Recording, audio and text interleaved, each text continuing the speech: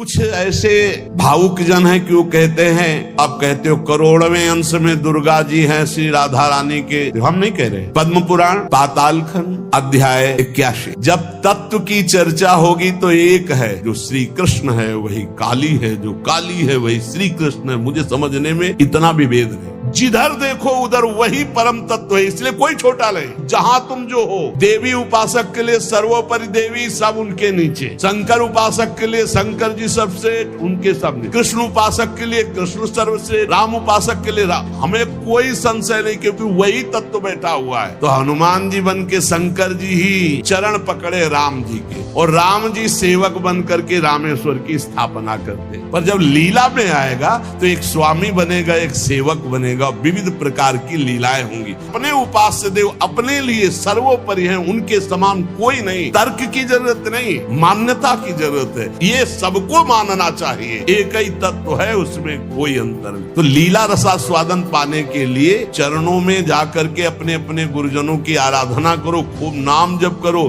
जब लीला चरित्र का प्रकाश होगा तब आप जान पाओगे। आप सर्वोपरि मानेंगे तभी तो आपका मन आराध्य देव में पूर्ण समर्पित होगा। और जब आप अनुभव करेंगे तो सब रूपों में मेरा ही आराध्य देव है, ऐसा आपको अनुभव होगा। एक प्रश्न किसी ने किया कि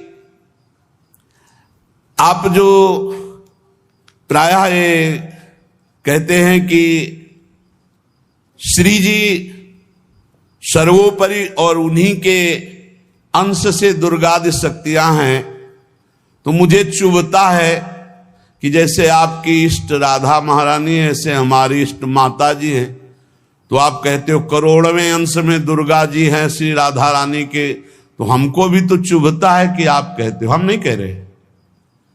तस्मा शास्त्रम प्रमाणम ते कार्याकार्यो व्यवस्थित हो। पहली बात तो हमारी श्री जी क्या है, जब हम श्री जी से चित्त जोड़ेंगे तब पता चलेगा। और दूसरी बात है कि जो शास्त्रों में लिखा है उसे, पद्म पुराण पाताल खंड अध्याय 81, भगवान शिव कह रहे हैं, बहुत ध्यान से सुनिए। अंतरंगैस्तथा नित्य विभूतैस्तैश्चिदादिभिः गोपनादुच्यते गोपी राधिका कृष्ण वल्लभा देवी कृष्णमयी प्रोक्ता राधिका परदेवता सर्वलक्ष्मी स्वरूपा सा कृष्णाह्लाद स्वरूपिणी तथा सा प्रोच्यते विप्र लादिनीति मनीषिभिः। ध्यान से, तत्कला कोटि कोट्यंसा दुर्गाद्यास्त्रिगुणात्मिकाः सा तु साक्षात् महालक्ष्मी कृष्णो नारायणः प्रभु नैतयोर्विद्यते भेदः स्वल्पोऽपि मुनिषत्तमो इयं दुर्गा हरिरुद्रः कृष्णा शक्र इयं शची सावित्री इयं हरिर्ब्रह्मा धूमूर्णासौ यमो हरिः बहुना किं मुनिश्रेष्ठ बिना ताभ्यां न किंचन चिद चिद लक्षणं सर्वं राधा कृष्णमयं जगत् इत्थं सर्वं तयोरेव विभूतिं विद्धि नारद ना शक्यते मया वक्तुं वर्षकोटि शतैरपि। भगवान शंकर कैलाश में विराजमान हैं। देवर्षि नारद जी, शनकादि बड़े बड़े महापुरुषों की सभा लगी हुई, उस सभा में कह रहे हैं। नारद जी को संबोधन करके भगवान शिव कह रहे, हे नारद जी, ये जो श्री कृष्ण प्रिया राधा है, ये महाचैतन्य शक्ति स्वरूपा जितनी भी देवियां हैं, ये सब इनके अंश से प्रकट हुई है। ये अंतरंग विभूति हैं, इसीलिए इनको कोई जानता नहीं। अत्यंत गोपन तत्व है, इसीलिए इनका एक नाम गोपी है। श्री कृष्ण सदैव इनकी आराधना करते, इसलिए नाम इनका राधा है। और ये सदैव श्री कृष्ण की आराधना में रहती, इसलिए इनका एक नाम राधिका है। ये और श्री कृष्ण दो नहीं है। श्री कृष्ण में राधा है, राधा में श्री कृष्ण है। ये राधा परा देवता है। जितनी भी लक्ष्मी आदि शक्तियां सब इन्हीं के अंश से हैं। आपको भगवान का आह्लाद कहा गया है, आह्लाद। और जब मूर्तिमान ये हुई तो राधा कह गई, किशोरी जी कह गई।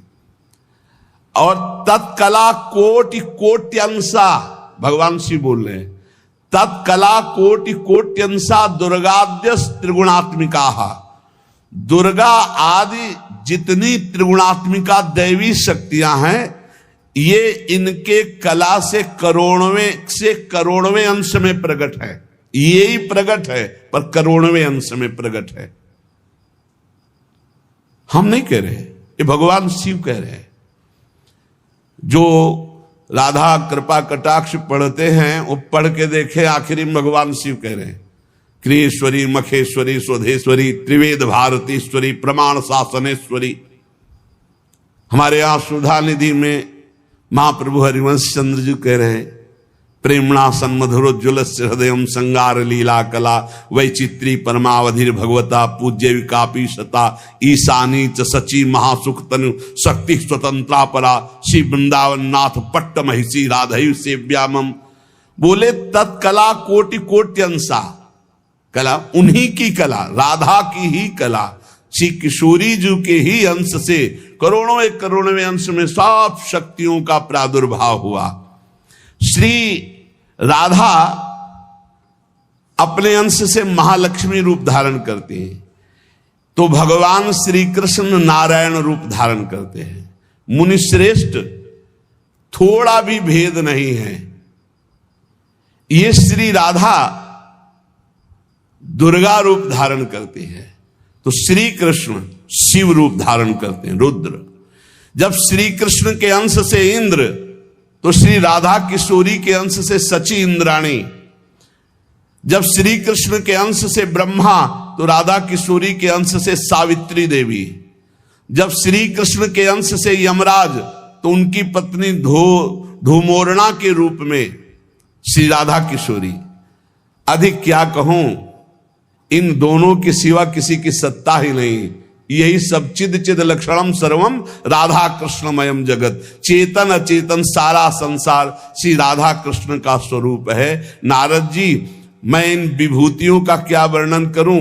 अगर 100 करोड़ वर्ष तक राधा की महिमा वर्णन करूं तो भी नहीं कर सकता। भगवान शिव कुछ ऐसे भावुक जन हैं कि वो कहते हैं कि आप भगवान शंकर को श्री कृष्ण से छोटा कहते हैं, वो हमारे आराध्य देव, हमको चुभता है। देखो, जब तत्व की चर्चा होगी तो एक है, और जब लीला की चर्चा होगी तो वही एक विविध लीलाएं करता है, वही एक विविध लीलाएं करता है। रास में भगवान शंकर आए, अगर थोड़ा भी शास्त्र को पढ़े हो तो पढ़ के देख लेना। गोपी रूप धारण किया, रास में प्रवेश पाया, श्री कृष्ण चरण वंदना, किशोरी जी की चरण वंदना, और फिर गोपी रूप धारण करके रास में प्रवेश। अच्छा, कोई भी ये कैसे नकार सकता है कि भगवान शंकर की जटाओं में गंगा जी हैं, और वो गंगा जी क्या है, क्या आप नहीं जानते हो? गंगा तरंग रमणीय जो जटा कलापम गौरी विभूषित वाम भागम, भगवान शिव के लिए आता है। तो जो जटा कटा संभ्रमम भ्रमण नीलम पर निर्झरी जो विराजमान है गंगा जी, वो कौन है? गांगम वारी मनोहारी मुरारी चरण अच्युतम त्रिपुरारी शिरश्चारी पापापहारी पुना तुमा। देखो भाई, तत्व एक है, पर लीला में जब प्रारंभ होगा तो लीला में छुटाई बड़ाई हंसी मजाक, वो उनकी आराधना, वो उनकी आराधना। तत्व एक है। अभी आप यहां सुन रहे हो कि जब श्री कृष्ण शिव रूप धारण करते हैं तो राधा किशोरी दुर्गा रूप धारण करती हैं। यही है, कोई और थोड़ी है। पर जब लीला की बात आती तो वही भगवान शंकर गोपी रूप, आज भी भगवान गोपेश्वर का श्रृंगार होता है गोपी रूप में। शाम टाइम जल नहीं चढ़ता, नथुनी बाला और सब चुनरी धारण करके भगवान शिव गोपीश्वर के रूप में विराजते हैं। भगवान शंकर गंगा जी को नेत्रों से भी रोक सकते थे, लेकिन जटाओं में धारण किया कि श्री कृष्ण का चरणामृत है, वामन भगवान का चरणामृत है, वामन के रूप में श्री कृष्ण ही है। प्राणाधिक प्रियतमा सर्वाभ्याः सुंदरी परा, सर्वयुक्ता च सौभाग्य भाग्नि गौरवान्विता। हमारी जो श्री किशोरी जो हैं, एक यहां बात ध्यान रखनी है कि एक प्रश्न और आता है सभा में, जब चर्चा होती है तो उसको सुनकर के लोगों के अंदर प्रश्न आता है कि शिव पुराण में लिखा है कि भगवान शंकर सर्वश्रेष्ठ है, देवी पुराण में लिखा है कि इन्हीं से सबकी उत्पत्ति है, आप गणेश महिमा को देखो तो यम ब्रह्म त्वम ब्रह्म, सब कुछ जिस पुराण को देखो उसी से सृष्टि हुई है। इसका मतलब क्या है? गलत है क्या? जब तुम शिव पुराण पढ़ोगे तो शिव तत्व से ही सबकी उत्पत्ति है, सब कुछ शिव तत्व है। पढ़े हैं, जैसे यहां कहा भगवान शंकर ने चिद चिद लक्षणम सर्वम राधा कृष्णमयम जगत, ऐसे कहा गया है हे भगवती हे भगवान, आपसे ही सृष्टि प्रकट है शिव पुराण में, क्योंकि जितनी माताएं वो सब भगवती हैं और जितने पुरुष हैं वो सब हे भगवान शिव, आपका ही स्वरूप है। चराचर जगत शिव और पार्वतीमय है। भगवान का ऐसा लिंग प्रकट हुआ शिव जी का कि 100 कल्प तक ब्रह्मा जी उतरते चढ़ते रहे, पार न पाया। फिर भगवान विष्णु उसमें पढ़ना शिव पुराण में, हम तो पढ़ करके बात कर रहे, आर पार नहीं पाया। भगवान शिव से ही नारायण का प्रादुर्भाव होता है, भगवान का प्रादुर्भाव होता है, भगवान शिव से ही ब्रह्मा का प्रादुर्भाव होता है। जब देवी भागवत पढ़ो तो सब कुछ देवी जी से प्रकट हुआ, तो क्या झूठा है क्या? पुराण कोई झूठे हैं क्या? तो अगर उनसे प्रकट हुआ तो इनसे कैसे? भागवत पढ़ करके देखो तो श्री हरि से, नाभि कमल से ब्रह्मा, ब्रह्मा की भ्रकुट से शंकर, रुद्र का अवतार। उधर पढ़ करके देखो तो उन भगवान शिव से ब्रह्मा और श्री हरि प्रकट होते हैं। देवी भागवत पढ़ करके देखो तो देवी शक्ति, ये है क्या? तत्व। तत्व एक है, वही परमात्मा है। वही जब शिव पुराण पढ़ोगे तो सब कुछ शिव की, जब भागवत पुराण पढ़ोगे तो सब कुछ श्री हरि का, और जब देवी भागवत पढ़ोगे तो सब कुछ वही। देवी प्रपन्नार्थ हरे प्रसीद प्रसीद मातर जगतो खिलस्य प्रसीद विश्वेश्वरी पाहे विश्वम त्वमीश्वरी देवी चराचरस्य। हे देवी, तुम ही चराचर में व्याप्त हो, तुम ईश्वरी हो, तुम सर्वशक्तिमान हो, तुमसे बढ़कर कोई नहीं। क्या समझते हो? जो जहां है वही परम तत्व है और वो वही सब कुछ है। इधर से हम देखेंगे तो कृष्णाकार, उधर से देखोगे तो शिवाकार, उधर से देखोगे तो दुर्गा में, उधर से देखोगे काली में। जो बोलो वही परम तत्व है। पर जब हम लीला का गायन करते हैं तो लीला में विभाग हो जाता है। वही एक परमात्मा, वेद कहता है एकोहम बहुश्यामा, मैं एक बहुत रूपों में हो जाऊं। अब वही परमात्मा शासक बन गया, वही शासित हो गया, वही धर्मात्मा बन गया। उसी के छाती से धर्म प्रकट हुआ, उसी के पीठ से अधर्म प्रकट हुआ। अधर्म करने वाला दंडनीय हो गया, धर्म करने वाला बंदनीय हो गया। लेकिन दंडनीय और बंदनीय में दोनों में एक तत्व विराजमान है, तत्व में अंतर नहीं। ये जो समझते नहीं ना, लीला को समझते नहीं है और तत्व को समझते नहीं, तो ये झगड़ा करने लगते हैं कि शिव को छोटा कैसे कह दिया। पूछो शिव जी से जाके, अरे उनको देखो तो रात दिन भगवत श्री हरि चर्चा करते रहते, और हरि को देखो, उनसे पूछो जाके कि तुम्हारे आराध्य देव कौन है, बोले कि शंकर। हरि से पूछो कि तुम्हारा गुरु कौन है, बोले शंकर। और शंकर जी से पूछो तुम्हारा आराध्य देव को, बोले हरि। और हम आपस में लाठी चलाएं। अरे वो एक है, वो एक है, वो अनेक है। अनेक होते हुए भी एक है, एक होते हुए भी अनेक है। इस बात को समझो। जब देवी भागवत, तो देवी ही सब कुछ है, देवी के ही अंश से राधा है। समझिए आप, जब हम वृंदावन से बोलेंगे तो राधा के अंश से देवी है। जब आप शिव पुराण से बोलेंगे तो शिव के अंश से हरि है, और जब भागवत पुराण से बोलेंगे तो हरि के अंश से शिव है।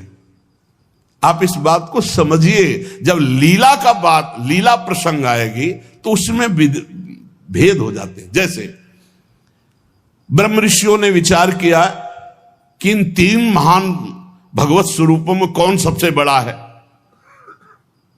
क्या उन ब्रह्म ऋषियों को पता नहीं कि हरि ही ब्रह्मा है, ब्रह्मा हरि ही शिव है, शिव ब्रह्मा और हरि में किंचित मात्र भेद नहीं। स्वयं भगवान बोले मैं ही हर हूं, मैं ही विधि हूं, मैं ही हरि रूप हूं। जगह जगह वर्णन है। लेकिन जब भृगु जी परीक्षा के लिए गए तो ब्रह्मा जी के सामने जाके ऐसे खड़े हो गए। यह भद्रता है गुरुजनों के सामने ऐसे खड़े होना, ऐसे नहीं खड़े हुआ जाता, यह अभद्रता कही जाती। गुरुजनों के सामने सावधानी पूर्वक हाथ जोड़कर या बहुत नम्र ऐसे। अब वो गए और ऐसे खड़े हो गए।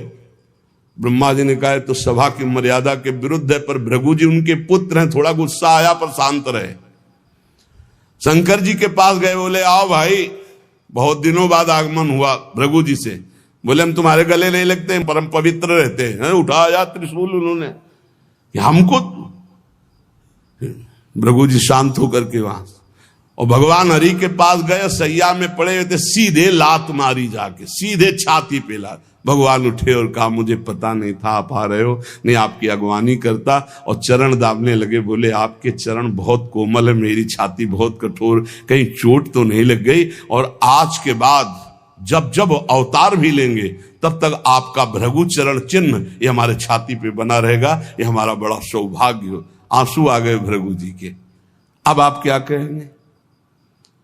कोई छोटा बड़ा नहीं, जब लीला होती है और एक ही तत्व है तो रंगमंच पर वही सब रूप धारण किए, जगन नाटक वैभवा, इस बात को सब। पर जब हम किशोरी जी की बात कहेंगे तो किशोरी जी के अंश से सब शक्तियां हैं, और जब आप दुर्गा की बात करें तो आपको वहां से दिखाई देगा किशोरी जी दुर्गा जी के अंश है, क्योंकि इधर से अंश वो, उधर से अंश वो उनकी अंशी, वो उनकी अंशी, कोई अंतर नहीं। इधर से हम बोलेंगे श्री कृष्ण के अंश से शिव, और जब शिव पुराण में पढ़ोगे तो शिव जी के अंश से श्री कृष्ण। अब इसमें संशय थोड़ी, क्योंकि वही एक तत्व है, विविध प्रकार से लीला कर रहा है। इसलिए भ्रम का तो ध्यान छोड़ दो, भ्रम छोड़ दो।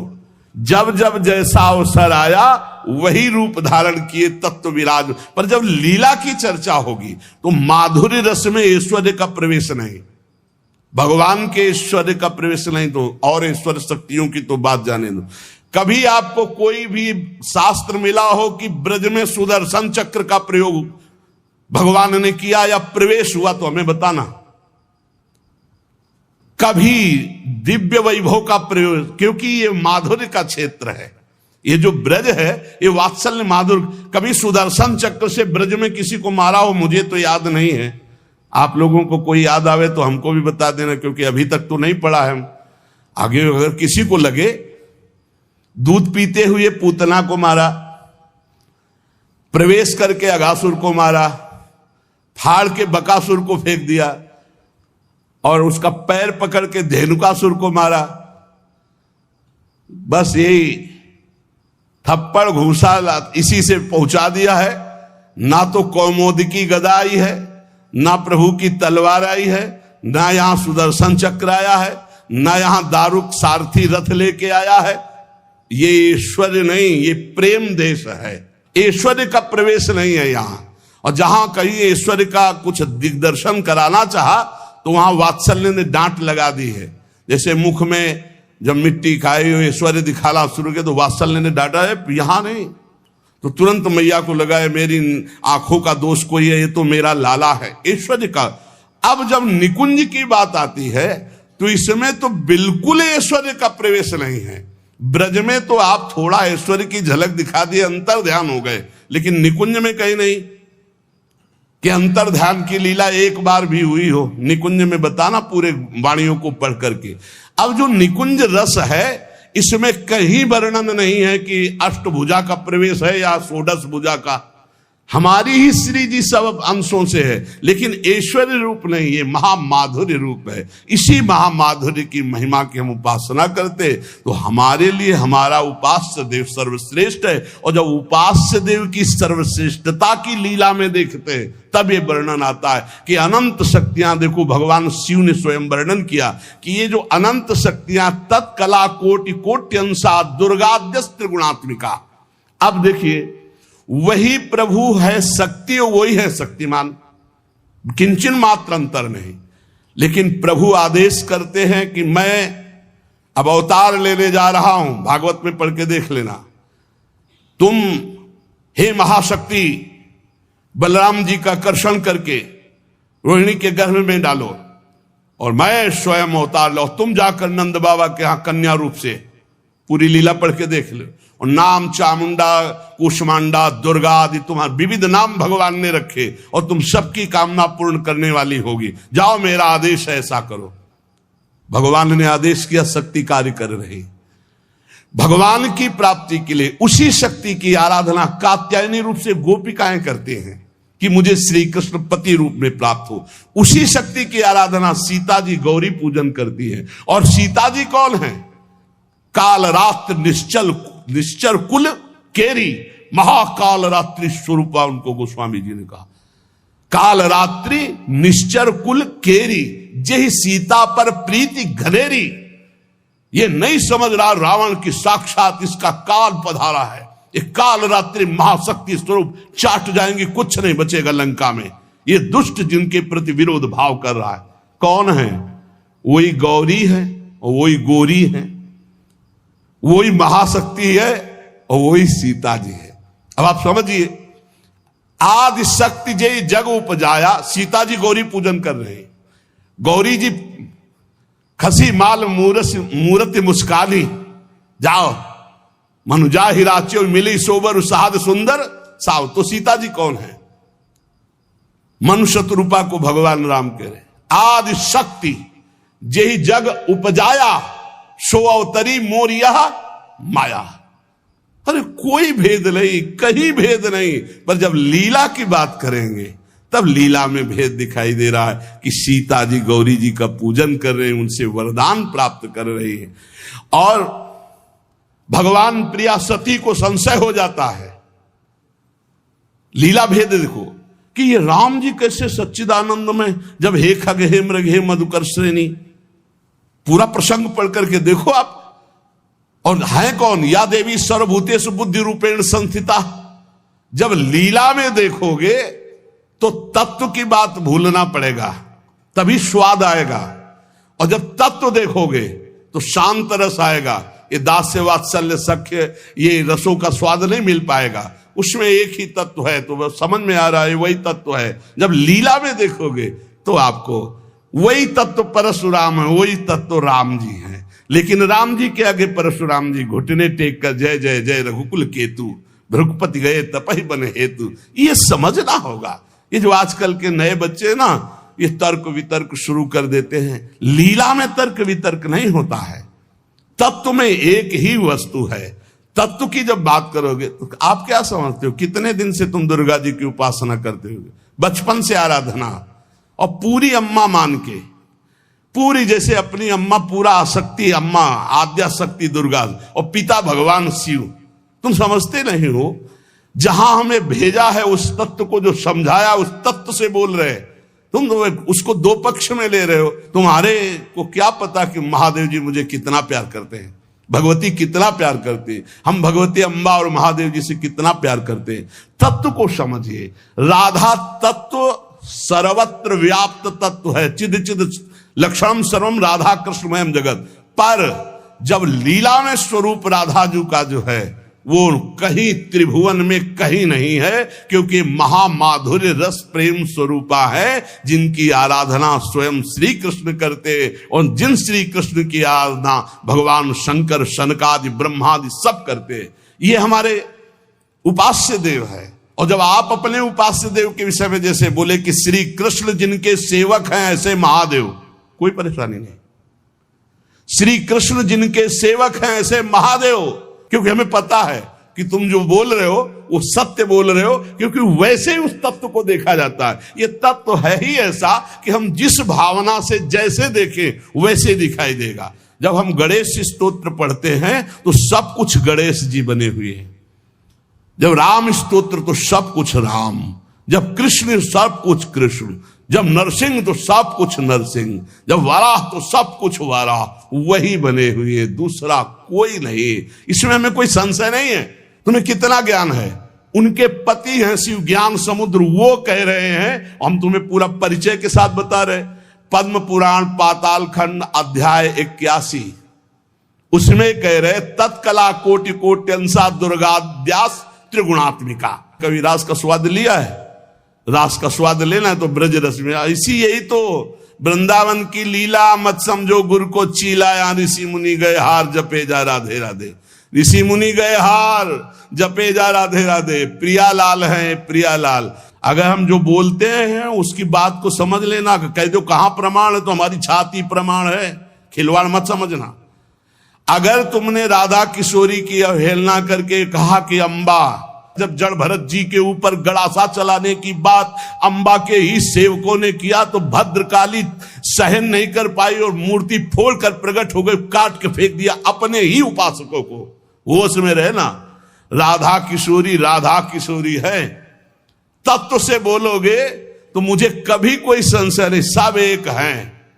जब लीला में आओगे तो वही स्वामी बनता है, वही सेवक बनता है। जब लीला में देखोगे तो वही छोटा बनता है, वही बड़ा बनता है। वो विविध रूप धारण करके एक ही तत्व खेल रहा है, इसमें संशय नहीं। पर जब लीला का रसास्वादन करते तब आप उसमें संशय मत करो। वो विविध लीलाएं, वही गोपी बना है, वही श्री जी बना है, वही वृंदावन बना है, और वही प्रीतम बना है, और वही खेल रहा है। वही नरक बना है, वही अधर्म बना है, वही दंड विधान बना है, वही रोग बना है, वही विविध प्रकार की यातना बना है। समझो ना, कह दो नरक भी वही बना। तो जब नरक नहीं था तब कौन था?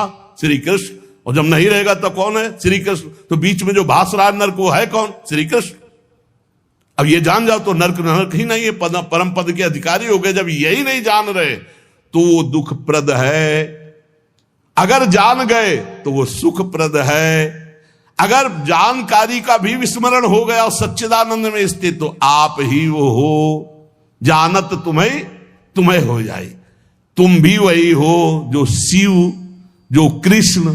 जब तत्व में आओगे तो तुम भी वही हो, कोई किंचन मात्र अंतर नहीं। वही एक परमात्म तत्व विविध रूप में खेल रहा। चिद चिद लक्षणम सर्वम राधा कृष्णमयम जगत ईशावास्यमिदं सर्वम यत् किंचे जगत्याम जगत।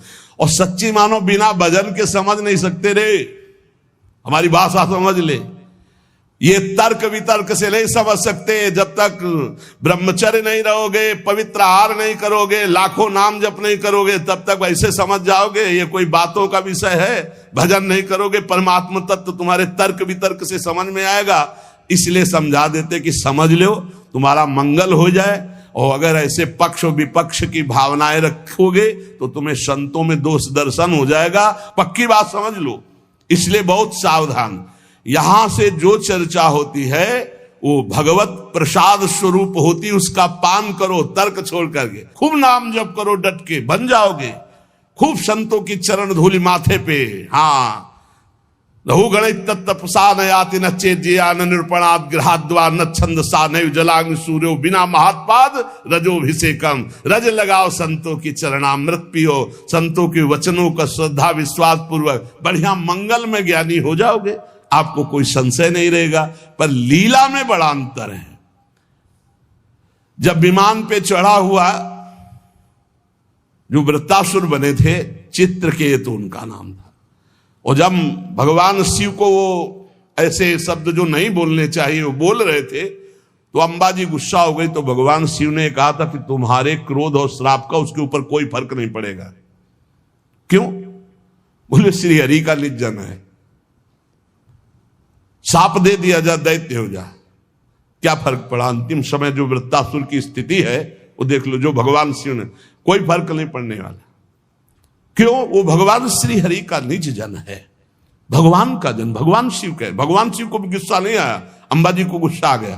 ये ऐसे जगत गुरु भगवान शिव से ऐसे नहीं बात करना चाहिए, विमान से उतरकर साष्टांग दंडवत होना चाहिए। त्रुटि है तो भगवान शिव ने कहा त्रुटि होते हुए भी श्री हरि का, इसलिए इसके ऊपर कोई फर्क नहीं पड़ेगा। और नहीं बोला वृत्तासुर मिला तो ऐसा वृत्तासुर बना हाहाकार त्रिभुवन में मच गया, होश उड़ गए देवताओं के। तब दधीच की हड्डियों से वज्र का निर्माण हुआ। जब देखा कि हाथ में ऋषि का जो अस्थिपंजर, उसी से वज्र का निर्माण हुआ है, तो कहा देवराज ये मत सोचना मैं वज्र से डर रहा हूं, रुक जाओ। भगवान हरि से बात की, जैसे छोटा सा बछड़ा अपनी मां की, जैसे घोंसले में बिना पंख उगे हुए बच्चा चिड़िया का अपनी मां का, जैसे परदेश गए हुए पत्नी अपने पति का चिंतन, हे नाथ ऐसे ही हमारी वृत्ति आप में लगी रहे। और आज चलाओ, ये अमोघ है, चिंता मत करो, ये अमोघ है, मेरे ऊपर चलाओगे विध्वंस हो जाऊंगा, क्योंकि मैं जानता हूं ये क्या स्थिति वृत्तासुर की। अंतिम समय एकदम भगवदाकार वृत्ति जो बड़े बड़े ब्रह्म ऋषियों की होती है, वही महाभागवत वृत्तासुर की। इसलिए हरि सर्वत्र सब रूपों में व्याप्त है, इसमें कोई संशय नहीं। मत्तः परतरम नान्यत् किंचित् अस्ति धनंजय। पर पुराणों में जो है, जहां जिस पुराण की चर्चा वही सर्वोपरि है। अगर देवी भागवत तो सर्वोपरि, उसी से सबका प्रादुर्भाव, शिव पुराण तो सर्वोपरि, उसी से सबका प्रादुर्भाव, गणेश तो उसी से सबका प्रादुर्भाव, आदि गणेश जिसकी पूजा ब्याह में माता पार्वती और भगवान शंकर भी करते हैं। जिधर देखो उधर वही परम तत्व है, इसलिए कोई छोटा नहीं। पर जब लीला में आएगा तो एक स्वामी बनेगा, एक सेवक बनेगा, विविध प्रकार की लीलाएं होंगी। लीला में प्रश्न नहीं, तत्व में अगर प्रश्न उठाओ तो एक ही तत्व है, उसमें कोई अंतर नहीं। पर जब लीला होती है, जैसे अब शिष्य की लीला, गुरु की लीला, अपराधी की लीला, जीवन मुक्त की लीला, लेकिन तत्व एक ही है, तत्व में अंतर नहीं है। अब तत्व का भाव अंदर जब जागृत हो जाएगा तो जानत तुम्हें तुम्हें हो जाए, वो वही बन जाएगा, उसमें कोई अंतर नहीं। पर लीला में अंतर जीवन भर बना रहेगा। तत्वबोध होने के बाद ऐसा थोड़ी कि गुरु के समान जाकर आसन में बैठ जाए, चाहे जितना बड़ा तत्व ज्ञानी हो, जब गुरु बैठे होंगे तो सर झुका के उनके चरणों में बैठेगा। तत्वबोध हो चुका, जानत तुम्हें तुम्हें हो जाए, वो भगवान स्वरूप हो चुका है, लेकिन गुरु है इसलिए नीचे बैठेगा। इसलिए कभी कोई भगवत चरित्रों पर संशय ना करे, कोई छोटा बड़ा नहीं है। पर जब खेल खेलने में उतरते हैं तो वही तत्व छोटा बनता है, वही बड़ा बनता है, वही स्वामी बनता है, वही सेवक बनता है। विविध प्रकार से वो जगन नाटक वैभवा, अपने जगत में नाटक का स्वरूप करके वो वैभव प्रकाशित कर रहा है। ये खेल जान जाओ, या रहस्य रघुनाथ कर बेग न जाने कोई, जो जाने रघुपति कृपा तो सपने मोह न होए। ये जो अज्ञान की बातें करते हैं, इनके अंदर भजन नहीं, इसलिए जान नहीं पाते। प्रवचन धंधा नहीं, प्रवचन है ये, जो तुम्हारे हर दुर्गुण दुराचार का नाश करके तुम्हें सतमार्ग में स्थापित कर देगा। ये वो नहीं है, ये कोई धंधा नहीं, ये केवल केवल भगवत प्राप्ति के लिए। और यहां जितनी चर्चा होती है वो सब उसी एक तत्व की होती है, और उसी एक तत्व में कोई स्वामी है, कोई सेवक है, कोई महान है, कोई छोटा है, बस तत्व में अंतर नहीं। आपने लाखों बार सत्संग में सुना होगा कि तत्व एक ही है, इसमें कभी संशय नहीं है। हाँ, जब उसकी लीला चलती तो लीला में भेद है, और लीला रसास्वादन में भेद है, और रस की भाव गरिमा में भेद है। जैसे कोई सखा है तो कोई दास है, कोई गोपी है तो कोई सहचरी है, और अलग अलग भावों से उसी परमात्मा तत्व का रसास्वादन हो रहा है। अंतर की, इसलिए सब संशय छोड़कर एकमात्र भगवद आश्रित जहां तुम जो हो। गणेश उपासक के लिए सर्वोपरि गणेश, सब उनके नीचे। देवी उपासक के लिए सर्वोपरि देवी, सब उनके नीचे। शंकर उपासक के लिए शंकर जी सर्वश्रेष्ठ, उनके सामने। कृष्ण उपासक के लिए कृष्ण सर्वश्रेष्ठ, राम उपासक के लिए हमें कोई संशय नहीं, क्योंकि वही तत्व बैठा हुआ है। पर जब लीला में देखो तो हनुमान जी बन के शंकर जी ही चरण पकड़े राम जी के, और राम जी सेवक बन करके रामेश्वर की स्थापना करते। लीला में तुम कहां काट सकते हो? लीला में तर्क वितर्क नहीं, एक ही तत्व है, उसमें कोई अंतर नहीं। इसलिए बहुत सावधानी पूर्वक संतों के वचनों को सुना जाए, और अपने चित्त में धारण करके भगवदानंद की प्राप्ति की जाए, जिसके लिए हमको अवसर मिला है। कहीं हम इधर उधर दोष दर्शन करके अपने परमार्थ से भ्रष्ट ना हो जाएं। इसे ध्यान से सुन लो। जो जिनकी उपासना कर रहा है उसके लिए वो सर्वोपरि है। सर्वोपरि इसलिए कि वही सर्वोपरि तत्व है, दूसरा कोई नहीं है। पर जो जहां उपासना कर रहा है उसके लिए ये गर्व होना चाहिए कि हमारे उपास्य देव सर्वोपरि हैं। तर्क की जरूरत नहीं, मान्यता की जरूरत है। आप सर्वोपरि मानेंगे तभी तो आपका मन आराध्य देव में पूर्ण समर्पित होगा। और जब आप अनुभव करेंगे तो सब रूपों में मेरा ही आराध्य देव है, ऐसा आपको अनुभव होगा। और यही अनुभव होना परम सत्य अनुभव होना है। इसलिए खूब नाम जप करो, अच्छे आचरण करो, तर्क वितर्क मत करो। लीला अलग क्षेत्र है, तत्व ज्ञान अलग क्षेत्र है। तत्व का बोध होना और लीला में प्रवेश होना, दोनों में बहुत अंतर है। जब लीला की बात आएगी तो तत्व अंतर ध्यान हो जाता है, नहीं तो कैसे ध्यान है? मेरे प्रभु, इस समय मेरे प्रभु को शयन कराना है, मेरे प्रभु को भोग लगाना है, इस समय मेरे प्रभु को मंगलारती, इस समय मेरे प्रभु को जल पिलाना है, इस समय मेरे प्रभु को इत्र लगाना है। ये हम तत्व से थोड़ी देख रहे, हम भाव से देख रहे। भावोत्सवेन भजताम रस कामधेनु। और जब हम भाव से देखते हैं तब हमको ये दिखाई देता है कि हमारी श्री जी के समान केवल श्री जी है, दूसरा कोई नहीं है। क्योंकि दूसरा कोई है ही नहीं। मेरे तो गिरधर गोपाल, दूसरो न कोई। ये हमको देखना, मीरा जी से लड़ना छोड़िए। कहें कि करो पूजा भाई, हमको परेशान कब कर रहे हैं? हम तो कह रहे मेरे तो गिरधर गोपाल, दूसरो न कोई। उनकी नंद कह रही थी ये हमारी कुल देवी पूजा को, बोले करो ना। बोले नहीं तुमको करना पड़ेगा। बोले हम तो नहीं करेंगे, हमारे तो गिरधर गोपाल, दूसरो न कोई। जाके सिर मोर मुकुट मेरो पति सोई। उनका नहीं करना चाहिए। बोले क्यों करना चाहिए? बोले सुहागवती होती तो विधवा थी। बोले तुमने कुल पूजन नहीं किया क्या? तुम क्यों वैधव्य को प्राप्त हो? बस यही जगह से शुरू हो गया था उसका द्वेष भाव, बहुत प्रचंड द्वेष। तो सच्ची मान लो, हमारी प्रार्थना मान लो, झगड़ा झंझट की भावनाओं का त्याग करके एक ही परम तत्व है। जब लीला में उतरता है तो आप पढ़ के देख लो भागवत में। भरत जी जो जड़ भरत जी के रूप में है, देवी उपासक उनको ले गए और बलि देना चाहते थे। तो जे ही सर झुकाया तो अंबा जी के हृदय में आग लग गई। ऐसे परम निर्मल पुत्र का वध मां सह सकती? फाड़ करके मूर्ति प्रकट हो गई, काट के फेंक दिए। भागवत में पढ़ के देख लो भाई। वही परम तत्व है जो श्री कृष्ण है, वही काली है जो काली है, वही श्री कृष्ण है। मुझे समझने में इतना भी भेद नहीं, लीला में बड़ा भेद है। लीला में जब आते हैं तो अलग अलग रसास्वादन हो जाता है। तो लीला रसास्वादन पाने के लिए चरणों में जाकर के अपने अपने गुरुजनों की आराधना करो, खूब नाम जप करो। जब लीला चरित्र का प्रकाश होगा तब आप जान पाओगे। और श्री किशोरी किशोर जू का ये अद्भुत विलास, जो भगवान ब्रह्मा सनकादि शिवादि जिसका जस गाते हैं और याचना करते हैं, जो रज शिव सनकादि की याचत। अब कैसे रसमयी ग्रंथों में प्रवेश नहीं तो बाहरी लोग नहीं समझते, पर हम अपने सत्संगी जनों से कहते हैं अपनी उपासना में अपने आराध्य देव के समान कोई नहीं है। ये सबको मानना चाहिए। जब तक मानोगे नहीं, निंदा किसी की नहीं कर ली, पर अपने उपास्य देव अपने लिए सर्वोपरि हैं, उनके समान कोई नहीं। जब ऐसा मानोगे तभी आप प्रेम रस को प्राप्त होगे।